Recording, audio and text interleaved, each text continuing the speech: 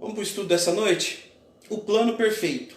O nosso texto base é 1 Timóteo, o capítulo de número 1, versículo de número 15. Esta afirmação é fiel e digna de toda aceitação. Cristo Jesus veio ao mundo para salvar os pecadores, dos quais eu sou o pior. Olha só, vou ler de novo. 1 Timóteo, capítulo de número 1, versículo de número 15. Esta afirmação é fiel e digna de toda aceitação. Cristo Jesus veio ao mundo para salvar os pecadores, dos quais eu sou o pior. Fecha o teu olho, curva a tua cabeça um momento, nós vamos fazer uma oração. Pai, em nome de Jesus, a tua palavra foi lida, a tua palavra, Senhor, vai ser compartilhada nessa noite. Nós vamos ali, Senhor, falar sobre este assunto, o teu plano de salvação para nós, o teu plano perfeito sobre as nossas vidas. Meu Deus, em nome de Jesus, abra as nossas mentes, a mente dos teus filhos, o coração deles, para que a tua palavra penetre, para que a tua palavra se aprofunde e para que a tua palavra possa mudar vidas, conceitos e corações nessa noite, em nome de Jesus. Amém. Amém. E graças a Deus. Meu irmão, nessa noite nós vamos falar sobre o plano perfeito. O evangelista Pedro colocou cá: o inverno é melhor para tudo. Rapaz, para quem trabalha no sol igual o senhor, meu amigo, inverno é melhor mesmo. Vamos lá. Não é nome de filme. Vamos falar um pouco sobre o grandioso plano elaborado por Deus para salvar a humanidade. Você sabia que você está dentro de um plano de Deus? De um projeto muito bem elaborado de Deus? Vou fazer uma pergunta aqui para você refletir, se quiser comentar alguma coisa aí. Qual o projeto, um plano, que você demorou mais tempo para concluir? Ou ainda está demorando? Por exemplo, comprar a casa própria, comprar um carro novo, concluir uma faculdade. Quem trabalha numa faculdade é 5 anos, 4 anos no mínimo para uma faculdade. Sei lá qual outro plano aí que demora tempo. Um filho, né? Engravidar, um filho, casar. Planos que demoram anos, que demoram tempo para se concretizar, e outros que não. Quem constitui família, tem plano ali de ter filhos, netos, é a vida toda para trabalhando, né, cuidando, para que este plano, este projeto se cumpra. Então, qual plano você teve, que você está demorando ainda para cumprir, para que se concretize? Né? Sei lá, vários planos profissionais, pessoais, eu não sei, mas talvez demore muito tempo. Nessa noite nós vamos falar um plano de Deus que ele veio preparando desde a criação do mundo. Um plano de Deus que ele veio sendo elaborado, preparado e cuidado desde a fundação do mundo e que ainda não se concretizou completamente, plenamente. Ainda não chegou na sua totalidade. O plano perfeito de Deus. Nessa noite vamos falar do plano de Deus, que tem demorado milhares de anos e ainda não está pronto. Nós lemos de novo o texto, 1 Timóteo, capítulo de número 1, versículo de número 15. Esta afirmação é fiel e digna de toda aceitação. Cristo Jesus veio ao mundo para salvar os pecadores, do quais eu sou o pior. Esse versículo aqui é incrível. A queda. Tudo começou lá na queda.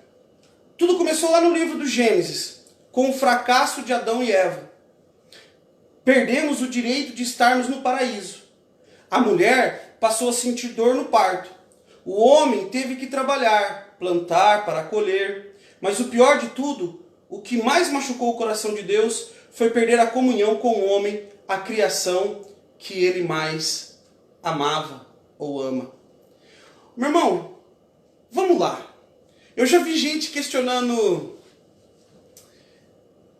se um dia eu descobrir quem inventou o trabalho. Eu já vi muita gente falando isso, pastor. Se um dia eu descobrir quem inventou o trabalho, meu irmão, deixa eu te falar uma coisa. Quem inventou o trabalho foi Deus. Não adianta você querer brigar com quem inventou o trabalho, porque quem inventou o trabalho foi Deus. Então, se você quiser brigar com alguém que inventou o trabalho, você vai ter que brigar com Deus. Tem gente que fala assim, o trabalho parece um castigo. Meu irmão, é castigo. Não precisava antes, eles precisavam só colher e para comer.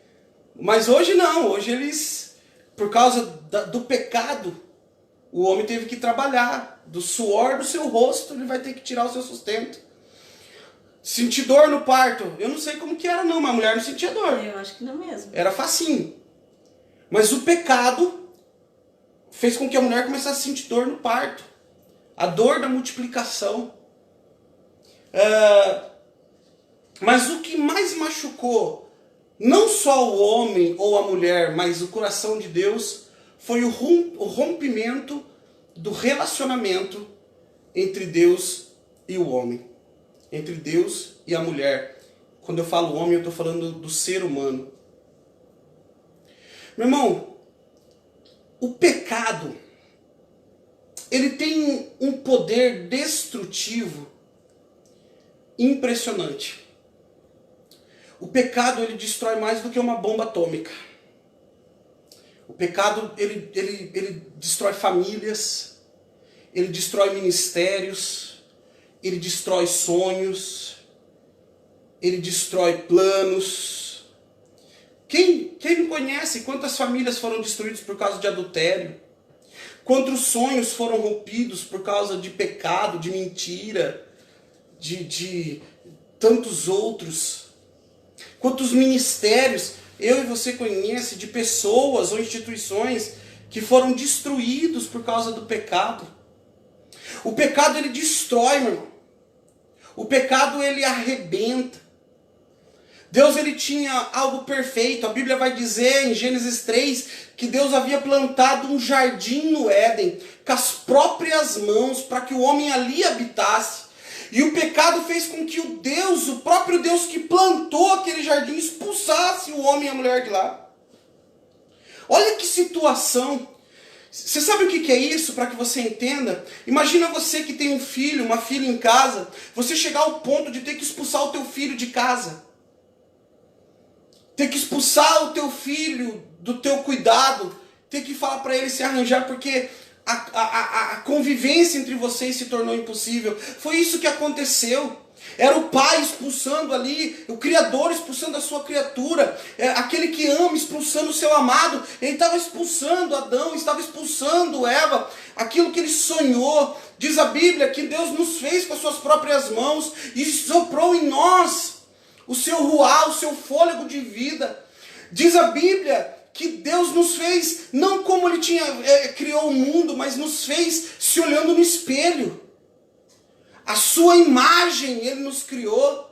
E isso que se tornou a obra-prima da criação de Deus. Isso, eu e você, quando você olha para mim, quando eu olho para minha esposa, para o meu filho, quando eu olho para você, eu estou vendo a obra-prima da criação de Deus. Aquilo que é o centro da criação de Deus, a obra-prima da criação. Diz que Pai, Filho e Espírito Santo, eles estavam envolvidos nesta criação. Toda a trindade, toda a multiplaridade de Deus estava envolvida na sua e na minha criação, na criação do ser humano. E o pecado fez romper. A Bíblia diz que Deus se encontrava com Adão no fim da tarde, no jardim. Algumas traduções vão dizer a voz de Deus estava no jardim. Outros que os passos dele, independente do que seja, algo é claro. O próprio Deus estava ali no jardim, visitando, coabitando com Adão, com Eva. E o pecado rompeu essa ligação. Por que eu estou batendo nisso? Porque o plano de Deus se inicia ali. O plano de Deus se inicia na queda. Qual que é o plano de Deus para nós, querido? Você precisa entender qual que é o plano de Deus para você. O plano de Deus para você, e eu lamento que pessoas da nossa igreja não estejam querendo ouvir uma mensagem como essa, para poder explicar aos seus familiares. Eu lamento isso. Porque isso aqui podia salvar pais, mães, filhos, tios, primos. O plano perfeito de Deus, quando nós entendemos o plano perfeito de Deus para nós entendemos o plano perfeito de Deus para o nosso próximo. Olha só que forte. As pessoas gostam quando nós falamos de bênção. As pessoas gostam quando nós falamos de milagre, mas não gostam quando nós falamos de salvação. Por que isso, irmão? Se o plano de Deus, escuta o que eu vou te dizer, para a sua vida não é milagre. O plano de Deus para a sua vida não é te prosperar, não. O plano de Deus completo para você é te salvar. Nunca se esqueça disso, meu irmão. Que o plano de Deus para sua vida não é te dar um carro novo, uma casa grande. O plano de Deus para sua vida é salvar você, é te tirar do inferno, das garras do diabo e te levar para o céu. E esse plano começou na queda. É por isso que eu tenho que falar de pecado, mas as pessoas não gostam de me ouvir de pecado. Mas eu nunca vou me calar. Eu vou continuar pregando o evangelho, querido. E o evangelho fala sempre contra o pecado. Olha só, o pecado ele trouxe uma ruptura entre Deus e o ser humano. Ele rompeu a ligação, ele rompeu a comunhão. O termo muito usado até como título ao Papa, de sumo pontífice, significa aquele que faz a ponte entre Deus e os homens. Meu irmão, aquele que faz a ponte entre Deus e o homem é Jesus Cristo. Ele é o sumo pontífice. Ele é o ápice do plano perfeito de Deus para nós. Mas vamos lá, o pecado ele trouxe essa ruptura. E Deus lá começou um plano, um projeto de salvação. Eu já vi alguém perguntar para mim, mas se Deus... Olha só que legal isso, pastora. Uma vez um jovem questionador me perguntou, por que Deus não deixou regras claras? Nós estávamos falando da graça, e ele muito confuso acerca da Bíblia, ele disse, por que Deus não deixou regras claras? Em vez da graça, em vez de a gente estar aqui, o pecado já está na mente e tal. E eu disse para ele, Deus já deixou regras claras. E não deu certo. Verdade. As regras, as leis, não aproximaram o homem de Deus.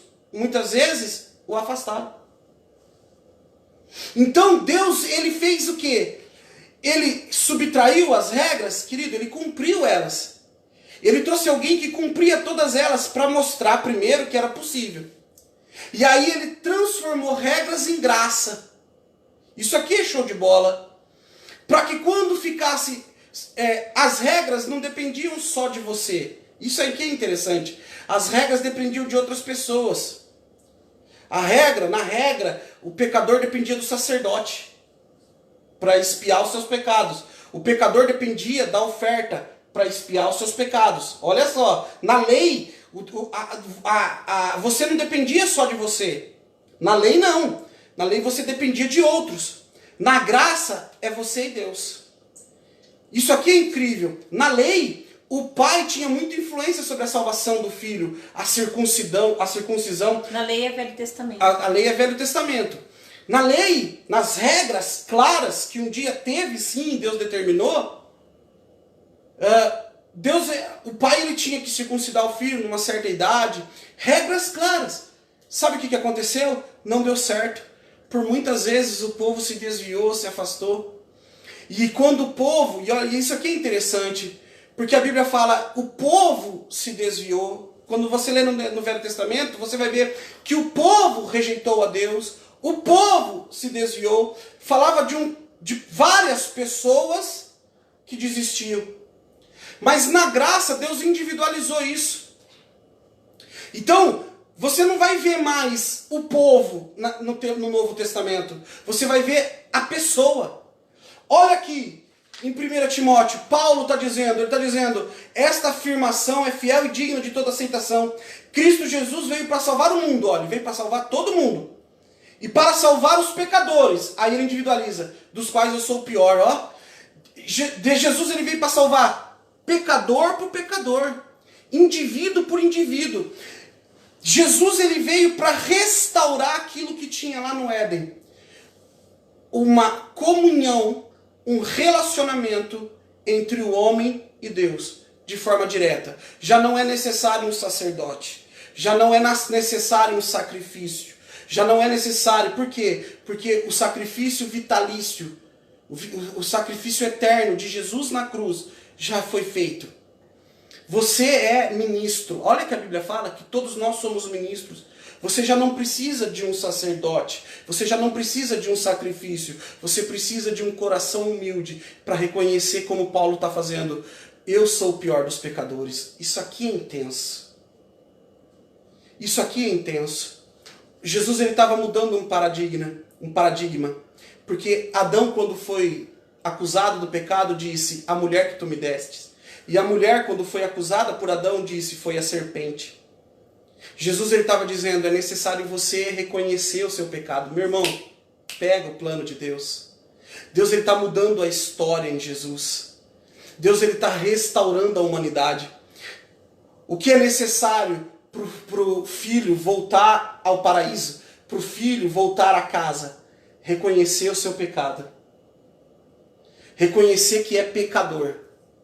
Assim como o filho pródigo, né? O filho pródigo. O filho pródigo, o que fez ele voltar à casa do pai? Reconhecer que tinha errado. E reconhecer que ele seria melhor cuidado na casa do pai, mesmo sendo servo. E quando ele chega ao pai, ele chega reconhecendo, pai, pequei contra ti e contra os céus. Olha que forte. Contra os céus e contra ti pequei, ele diz. E o pai, ele fala, que esquece disso, volta aqui. A mesma coisa, Deus em relação a nós. Quando nós reconhecemos a nossa queda por causa do pecado, e Romanos 3:23 vai dizer, pois todos pecaram e destituídos estão da glória de Deus. Todos, sem exceção. Quando nós começamos a olhar para o espelho e dizer, eu sou um pecador. Quando nós paramos de olhar para o lado e apontar, você é um pecador, começamos a olhar para nós e dizer, eu sou um pecador, e reconhecemos isso, nós já não julgamos o outro. Eu estava falando com uma pessoa no domingo, antes do culto, e nós dizíamos, às vezes essa pessoa me disse, às vezes eu não me acho merecedor de pedir nada a Deus. Sabe de uma coisa, querido? Escuta o que eu vou te dizer. Por melhor que você seja, ou que eu seja, ou que nós sejamos, nós nunca seremos merecedores de pedir nada a Deus. Somos carentes da graça dele. É tudo graça. O que é graça, pastor? Favor imerecido. Favor que nós não merecemos. Entenda, como... Você sabe uma pergunta que é muito comum?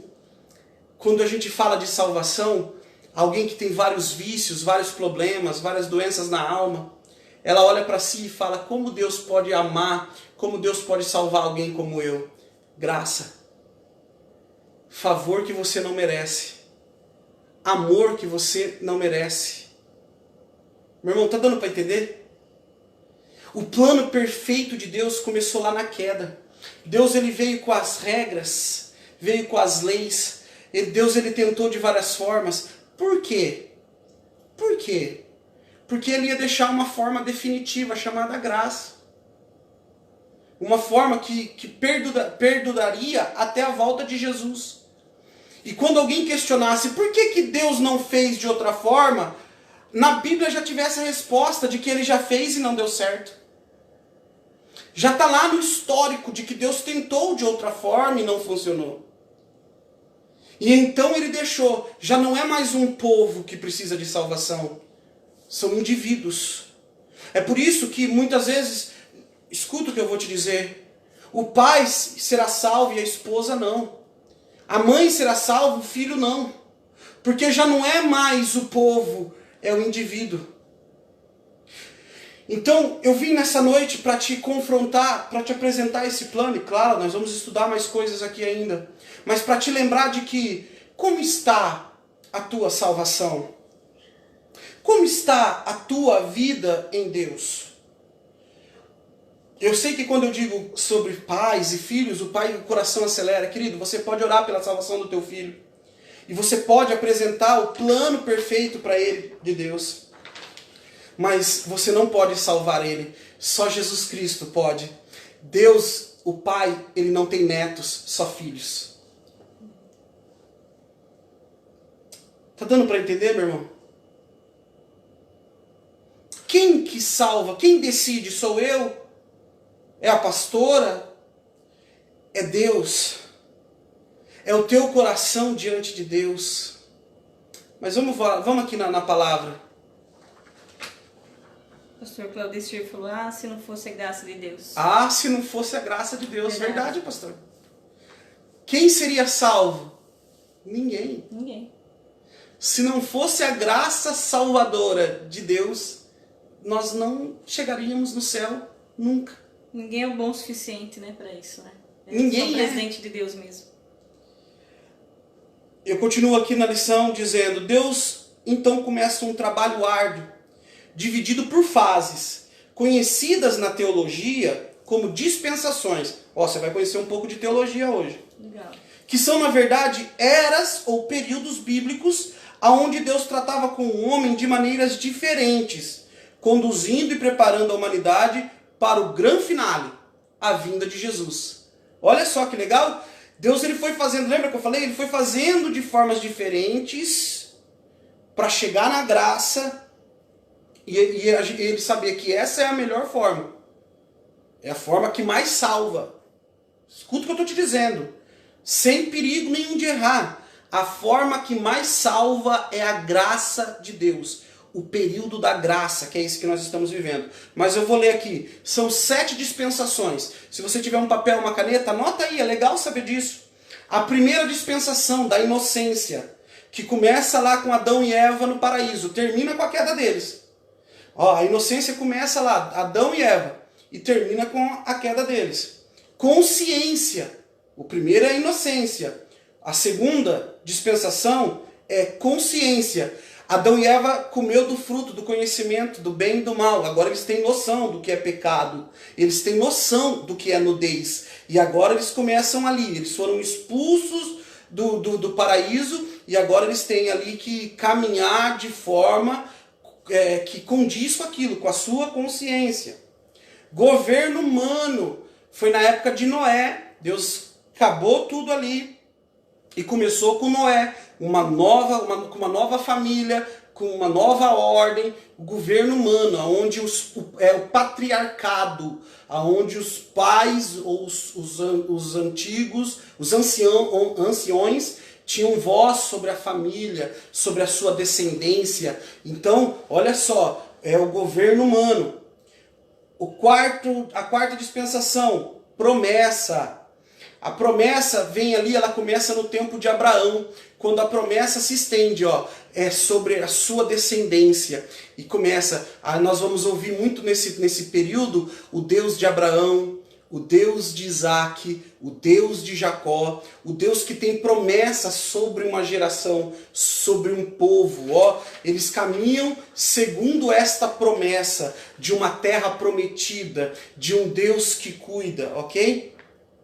Aí, esse período, ele termina, ele começa, na verdade, como período da promessa. Termina o período da promessa e começa o período da lei. Esse período da lei começa com Moisés. Quando Moisés tira ali o povo do Egito, e Moisés começa a instituir ali as leis. Que ali são os livros que nós vamos conhecer ali no Pentateuco, né? Gênesis, Êxodo, Levítico, Números, Deuteronômio. Você vai ver as leis e as normas, como fazer, como vestir, os 10 mandamentos, é o período da lei. Então, olha só, nós tivemos primeiro, inocência, segundo, consciência, terceiro, governo humano, quarto, promessa, quinto, lei. E nós estamos vivendo sexta era. São períodos da Bíblia, né? São períodos bíblicos.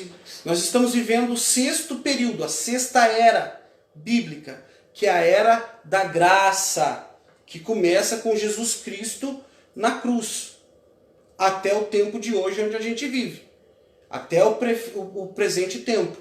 Mas, pastor, não vai acabar com a graça? Nós teremos mais uma era, conhecida como Reino Milenar, que começará com a volta de Jesus, o arrebatamento da igreja e os 1000 anos de governo. Ok, querido? Então, nós podemos falar sobre isso outro dia também, nos aprofundar. O pessoal tem muita dúvida sobre escatologia bíblica, né? Nós podemos estudar também sobre isso e tal, mas hoje não é essa a intenção. É só para que você entenda os planos de Deus. Quer dizer que Deus já tem algo planejado para agora, a presente era, e quando Jesus voltar, ele já tem algo planejado e pronto. Na Bíblia já nos diz isso, para após a volta de Jesus. Tá ok? Uma questão que é sempre coerente, que as pessoas perguntam é: mas por que Jesus precisou morrer? A Bíblia diz, o salário do pecado é a morte. Romanos 6:23 fala isso. Sabe o que isso significa? Sempre que alguém pecar, alguém precisa morrer. Assim como tudo que sobe, desce, tudo que se planta, colhe, todo que pecar precisa morrer. Isso aqui é forte. Por que isso, pastor? Porque é um princípio, uma lei eterna. É uma lei que não pode ser revogada. É uma lei que, assim como a lei da gravidade, assim como as leis da física, para quem estuda física. Existem leis da física, dois corpos não podem ocupar o mesmo lugar. Por quê? Porque não podem. Não podem. São leis da física. Elas são imutáveis, elas não mudam, elas são inquebráveis, não se quebram. Meu irmão, assim também é a lei do pecado. Todo que pecar precisa morrer. Onde há pecado, há morte. Agora você vai entender talvez algo que você não compreendeu. O salário, o preço do pecado é a morte. O salário do pecado, o preço do pecado, o valor do pecado é a morte. Por isso que no Antigo Testamento, por expiação dos pecados, se oferecia um sacrifício. Mas o sangue ficou muito, porque era muito os pecados. E Deus, desde o princípio, estava planejando algo. Foi quando ele entregou o sacrifício eterno. O sacrifício vigário de Cristo na cruz. O sacrifício imutável. Pastor, se toda vez que alguém pecar, alguém precisa morrer, por que quando nós pecamos hoje ninguém morre mais? Porque toda vez que você peca e você se arrepende deste pecado, a conta deste pecado é jogada sobre a morte de Jesus na cruz. Já foi pago, né? É como se quando você pecasse, você assinasse uma promissória para a morte. Meu irmão, isso aqui é forte, pastor.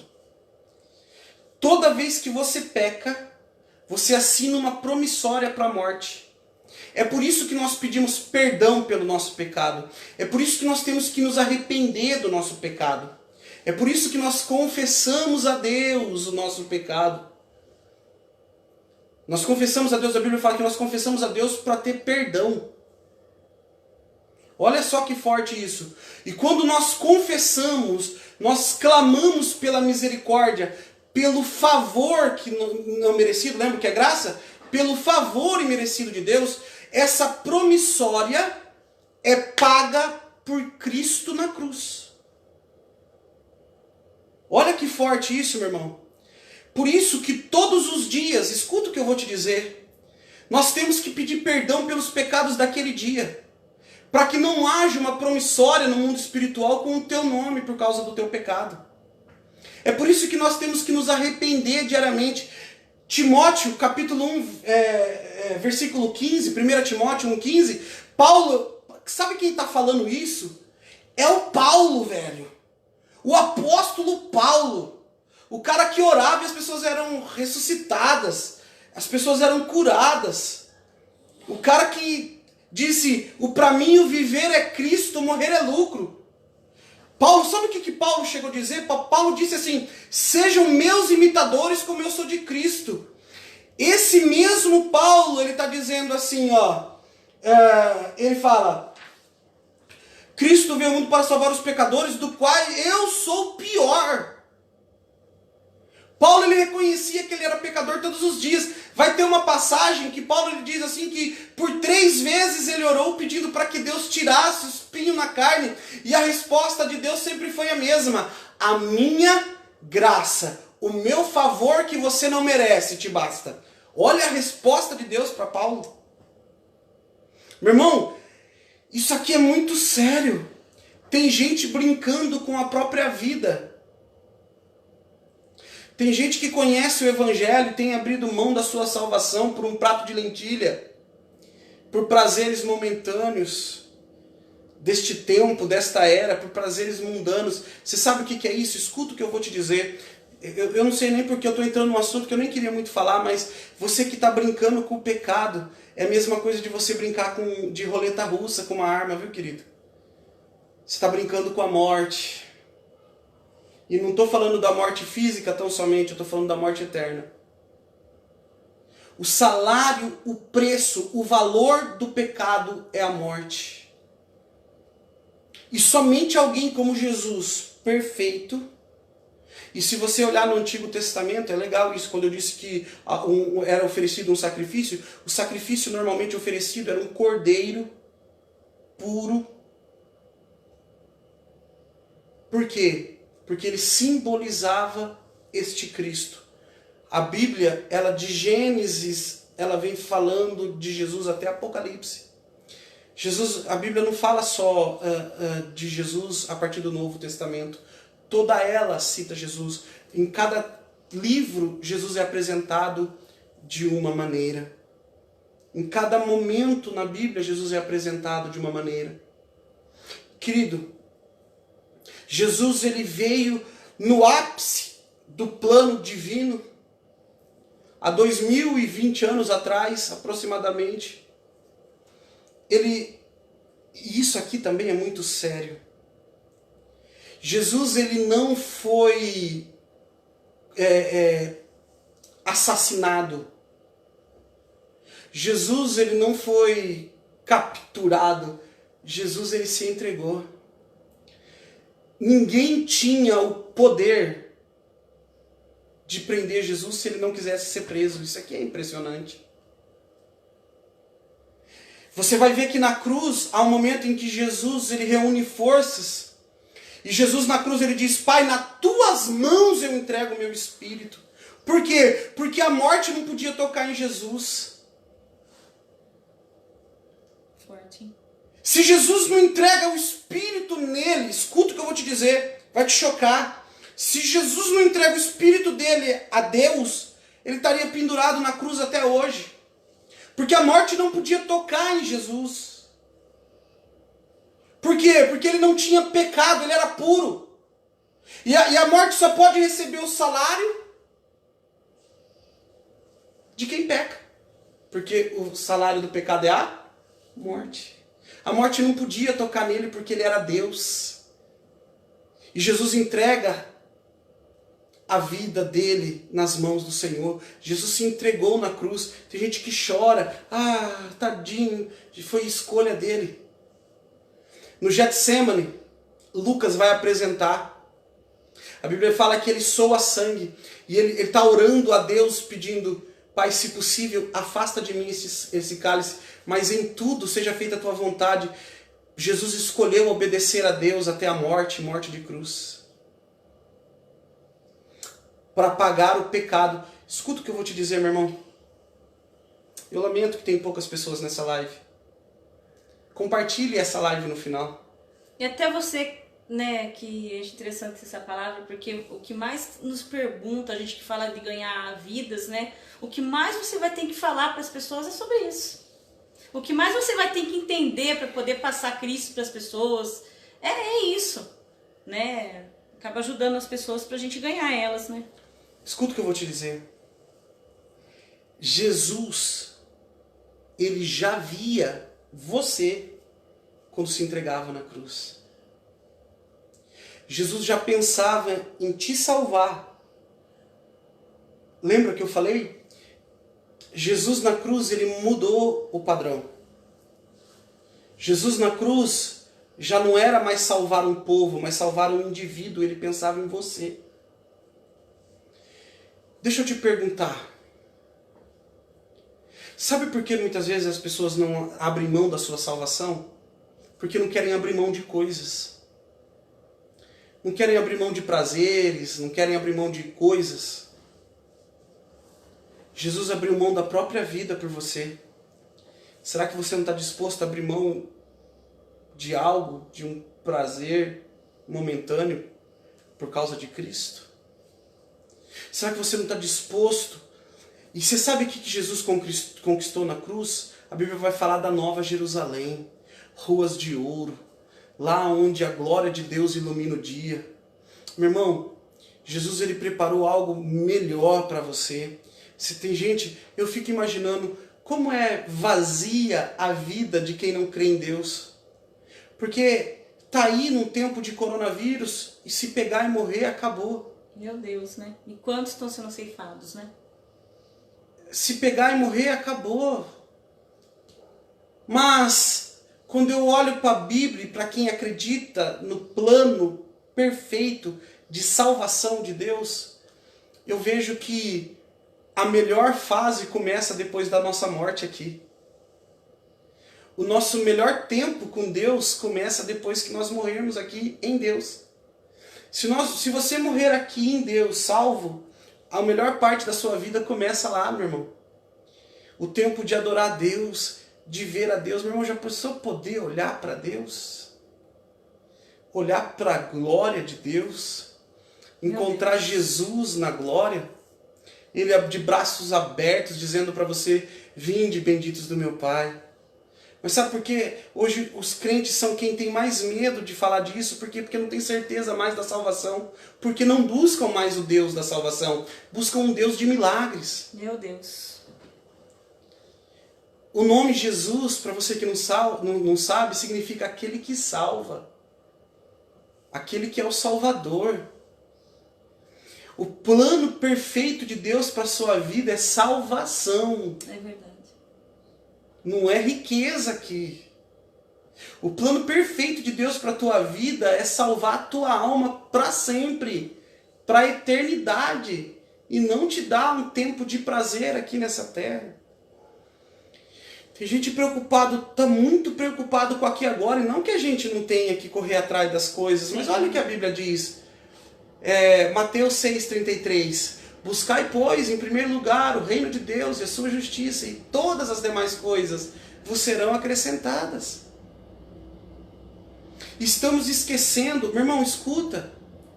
Nós temos adorado a Deus, e seja sincero, você tem adorado, você tem orado a Deus mais preocupado com o teu aqui e agora, com as tuas necessidades presentes, ou com a tua salvação?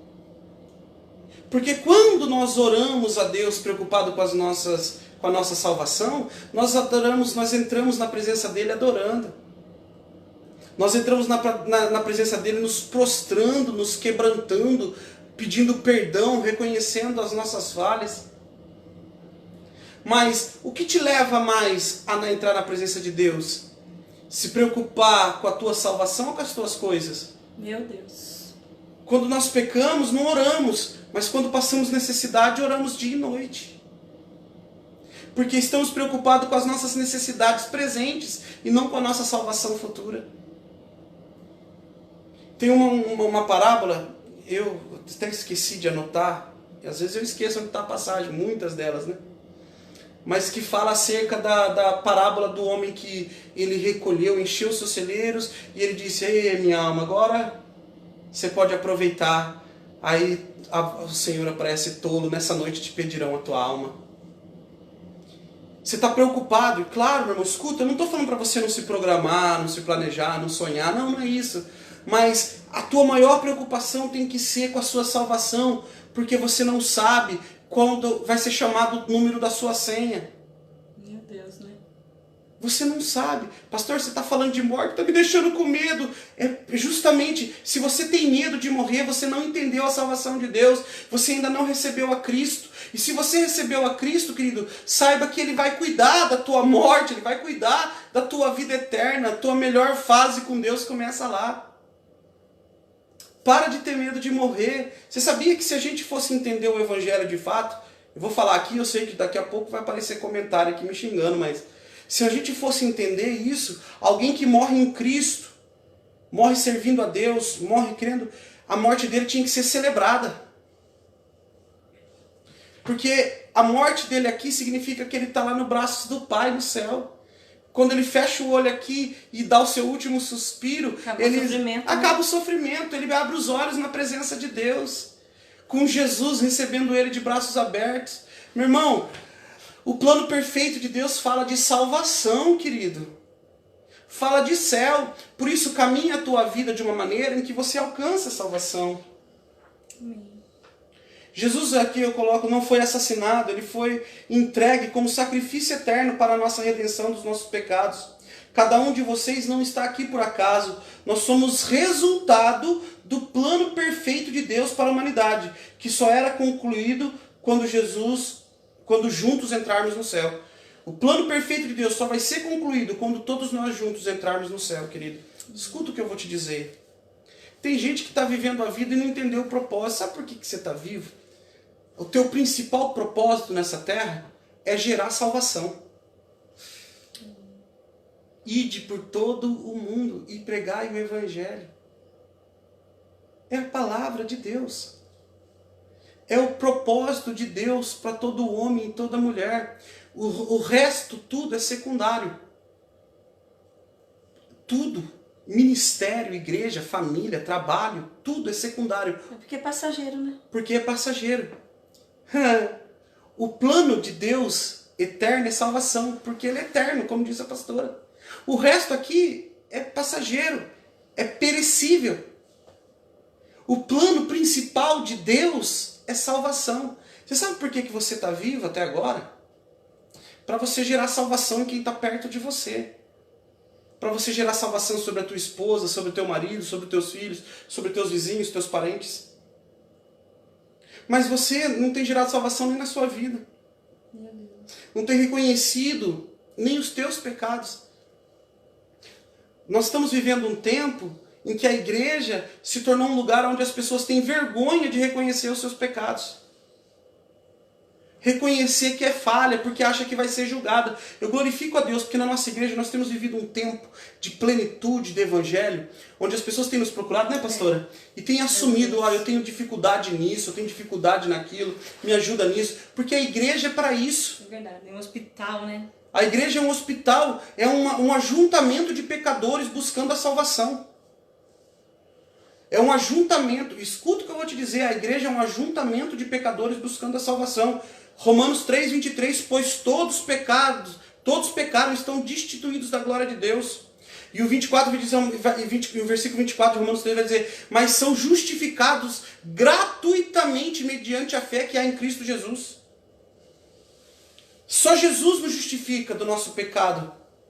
Então a igreja é um ajuntamento de pecadores. A igreja se tornou um lugar, o último lugar onde a pessoa quer confessar um pecado. Não é isso. A igreja é onde nós nos reunimos, eu compartilho a minha fraqueza, você compartilha a sua, e junto nós oramos um pelo outro, para que na minha fraqueza você me fortaleça, na tua fraqueza eu te fortaleça, para que juntos possamos entrar no céu.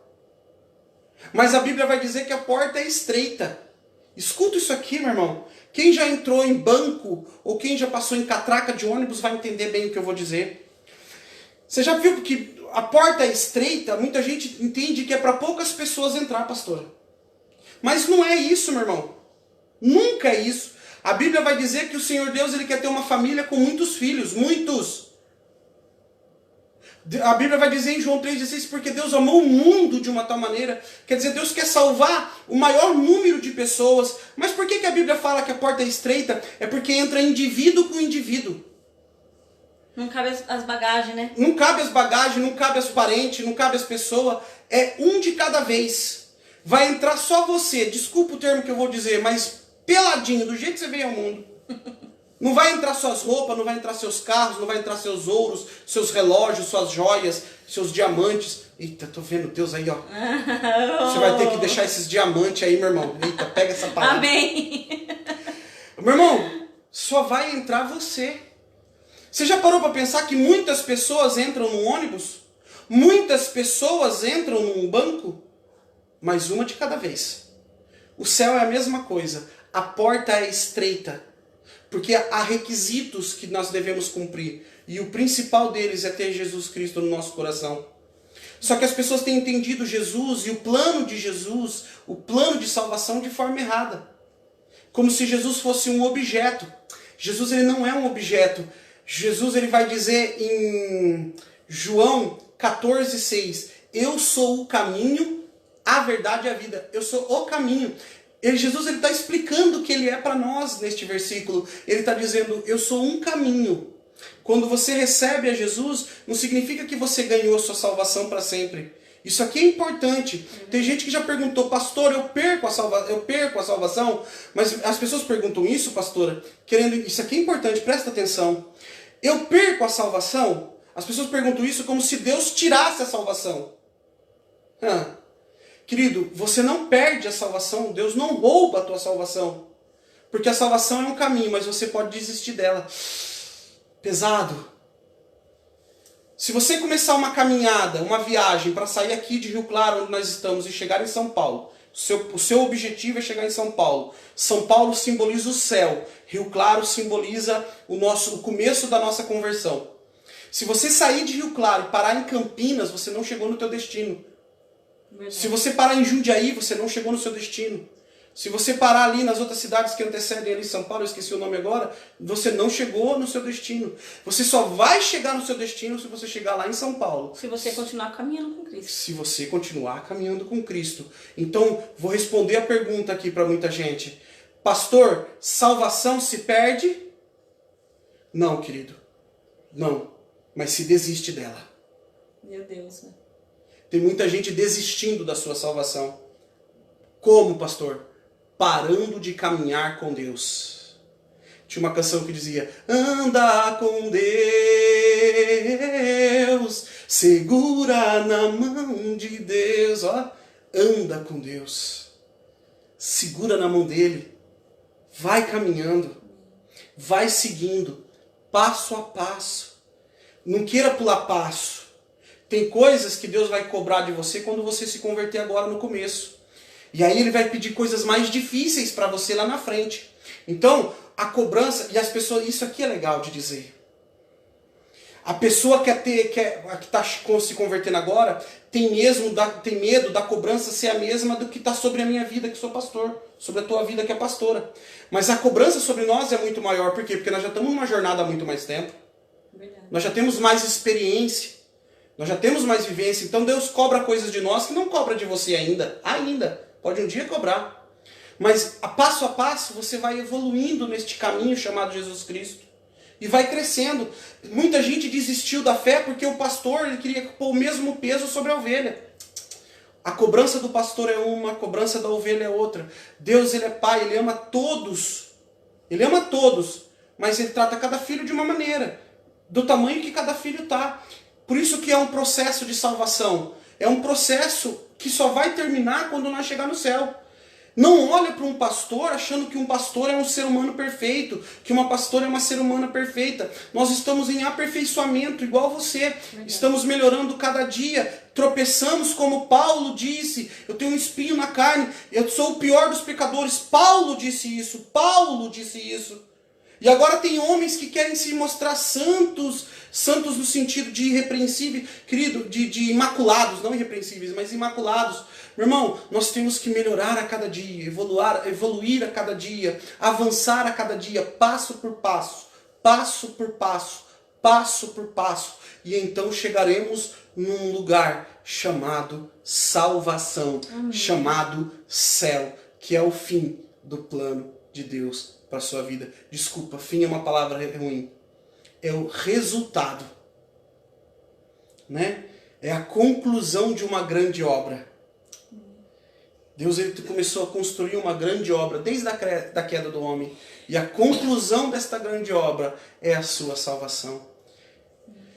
Respondidas as perguntas, muitas perguntas que as pessoas às vezes questionam e não sabem a resposta. Tem mais alguma pergunta que vocês têm dúvida aqui para o pastor responder? Uma vez, pena que acho que a Nina não está aí na live hoje, mas uma vez nós estávamos numa aula, fizeram uma pergunta, a Nina vai lembrar dessa história.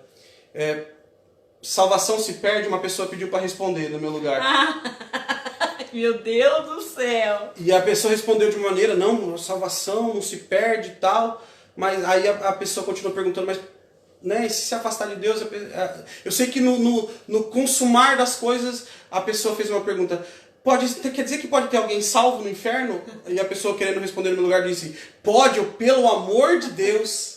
Cuidado de quem vocês pedem aconselhamento, tá? Não vai ter ninguém. Palavra salvação já significa justamente salvo do inferno. É dali que está a nossa salvação. Então não existe ninguém salvo no inferno, viu, meu irmão? Deus me livre. Nenhum salvo no inferno, né? Se está no inferno não foi salvo, tá bom, meu irmão? O diabo não salva ninguém. O diabo não salva ninguém. Então, deu para entender? Salvação, um caminho chamado Jesus Cristo, parte de um plano, parte de um projeto, parte de uma escolha, de um estilo de vida. Se Deus abriu mão do seu próprio Filho, e Jesus o Filho abriu mão da sua própria vida, e o Espírito Santo abriu mão da sua casa, isso aqui é forte. O Pai abriu mão do Filho. O Filho abriu mão da sua própria vida. O Espírito Santo abriu mão da sua morada. Escuta o que eu vou te dizer. Desde que Jesus subiu ao céu. Jesus morreu e ressuscitou. E ele foi levado ao céu. Subiu ao céu em glória. E ele pediu ao Pai, intercedeu ao Pai, que mandasse o Espírito Santo. E lá em Atos 2 vai falar sobre o Pentecoste, a vinda do Espírito Santo. Desde que o Espírito Santo, há mais de 2020 anos atrás, ou há mais de 2000 anos atrás, veio, ele nunca mais voltou à sua morada. Ele habita entre nós, pecadores, ele habita dentro de mim, dentro de você, dentro da pastora. Ele habita aqui, entre nós, ele está aqui. Olha, o Pai abriu mão do Filho, o Filho abriu mão da vida, o Espírito abriu mão da morada, por causa de nós. Será que nós não podemos abrir mão do pecado, abrir mão do vício, abrir mão daquilo que nos prende, das nossas âncoras, dos nossos traumas, dos nossos medos do passado, das nossas certezas que são erradas, que são não bíblicas, que foram ensinadas, das nossas tradições, das nossas crenças erradas. Será que nós não podemos abrir mão disso por causa de sermos salvos? Do que você está disposto a abrir mão por causa da sua salvação? Amém, queridos? Isso, né? Guarde essa palavra no teu coração. Eu lamento que palavra que começa falando sobre pecado espanta o povo, né? Mas não tem problema. Eu peço para você que ficou até o final que compartilhe essa mensagem, porque é uma mensagem de salvação de almas. E eu tenho certeza que uma palavra como essa pode mudar muitas pessoas. Muitas vidas. Pode salvar muitas vidas. Se você tivesse a oportunidade de salvar alguém do incêndio, você não faria? Querido, compartilhando uma palavra como essa, você pode salvar alguém do inferno. Então, por favor, compartilhe, marque alguém, envie especificamente para alguém, se for o caso, e peça encarecidamente para que a pessoa ouça esta matéria, esta lição, porque eu tenho certeza que pode salvar vidas em nome de Jesus. Amém, queridos? Espero